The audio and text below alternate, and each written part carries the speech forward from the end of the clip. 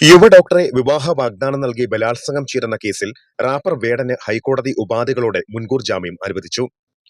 ഒരു വ്യക്തിയുടെ ഭാവിയെ ബാധിക്കും വിധം മുൻകൂർ ജാമ്യം അനുവദിക്കാത്തത് നീതി നിഷേധമാകുമെന്ന നിരീക്ഷണത്തോടെയാണ് കോടതി നടപടി.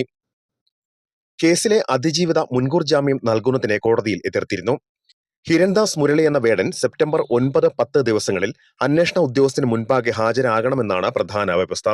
ചോദ്യം ചെയ്യലിന് ശേഷം അറസ്റ്റ് രേഖപ്പെടുത്തിയാലും വേടനെ ജാമ്യത്തിൽ വിടണമെന്ന് കോടതി നിർദ്ദേശം നൽകി. യുവതിയുടെ പരാതിയിൽ തൃക്കാക്കര പോലീസാണ് കേസ് രജിസ്റ്റർ ചെയ്തത്.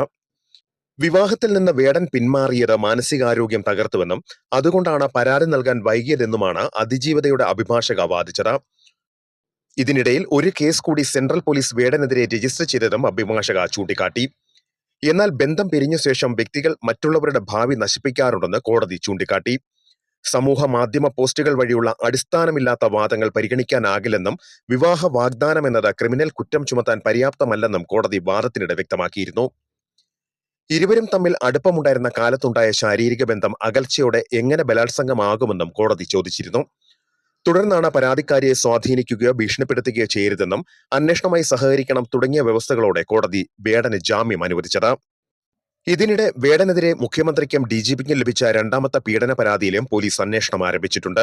പരാതിക്കാരിയുടെ മൊഴി രേഖപ്പെടുത്തിയ ശേഷം കുറ്റകൃത്യത്തിന് വ്യക്തമായ തെളിവുണ്ടെങ്കിൽ കേസ് രജിസ്റ്റർ ചെയ്യാനാണ് പോലീസിന് ലഭിച്ച നിർദ്ദേശം. ലൈംഗിക അതിക്രമം നടത്തിയെന്ന ഗവേഷണ വിദ്യാർത്ഥിനിയുടെ പരാതിയിൽ എറണാകുളം സെൻട്രൽ പോലീസാണ് കേസ് രജിസ്റ്റർ ചെയ്തത്. മുഖ്യമന്ത്രിക്കും ഡിജിപിക്കും നേരിട്ട് ലഭിച്ച പരാതിയുടെ അടിസ്ഥാനത്തിലാണ് സമാന സ്വഭാവമുള്ള രണ്ടാമത്തെ കേസിലും വേടനെതിരെ പോലീസ് കേസ് രജിസ്റ്റർ ചെയ്തത്.